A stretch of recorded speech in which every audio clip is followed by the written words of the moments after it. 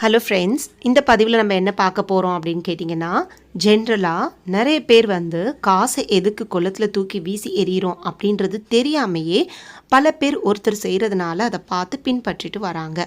எங்கே மோஸ்ட்லி நம்ம இந்த மாதிரி விஷயங்களை பார்ப்போம் அப்படின்னா, கோவிலில் குளங்கள் எல்லாம் இருக்கும். அந்த இடத்துல சில பேர் காசை எடுத்து அந்த கோவில் குளத்தில் போடுவாங்க. அதை பார்த்துட்டு பல பேரும் அதையே செய்வாங்க.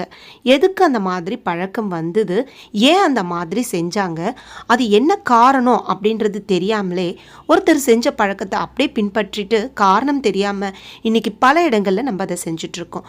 இதனுடைய உண்மையான காரணம் என்ன அப்படின்றத பற்றி தான் நம்ம இந்த பதிவில் பார்க்க போகிறோம்.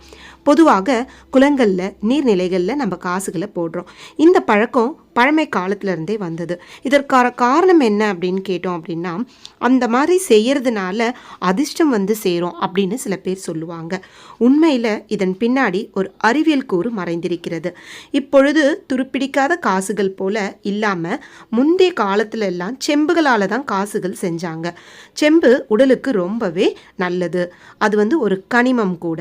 செம்பு தாது குறைபாடால் மூட்டு வலி, மாரடைப்பு அப்படி பல கோளாறுகள் வந்துட்டு இருந்துச்சு. நம்மளுடைய முன்னோர்கள் என்ன பண்ணாங்க அப்படின்னா, அந்த செம்பு காசுகளை குளங்களில் வீசி எறிவாங்க. செம்பு காசுகளில் இருக்கும் செம்பு அணுக்கள் நீருடன் கலக்கும் போது அந்த நீரை நம்ம குடிக்கிறதுனால அந்த செம்பு தாது நம்மளுடைய உடல்லையும் சேர்ந்து நம்மளுடைய நோயை அகற்றுது அப்படின்றது நம்பிக்கை. அந்த நம்பிக்கையினால தான் அந்த மாதிரி வேலைகளில் முன்னாடி காலத்தில் செஞ்சுட்டு இருந்தாங்க. அந்த குளத்து நீரை தான் முன்னாடியெல்லாம் நம்ம அருந்துட்டு இருந்தோம். இப்போ அந்த பழக்கம் அப்படியே கொண்டு வரப்பட்டு இப்போ செம்பு இல்லாத துருப்பிடிக்காத காசுகளையும் எடுத்து போய் நம்ம குளங்களில் போட்டுட்ருக்கோம்.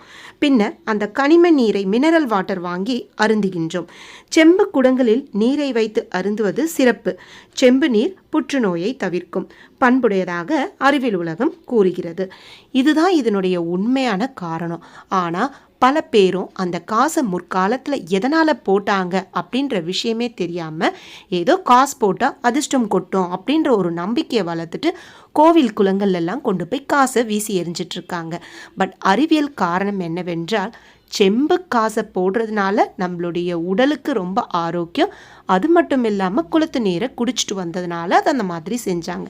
பட் இப்போ இந்த மாதிரி செய்ய வேண்டிய அவசியம் கிடையாது. நன்றி. வாழ்க வளமுடன்.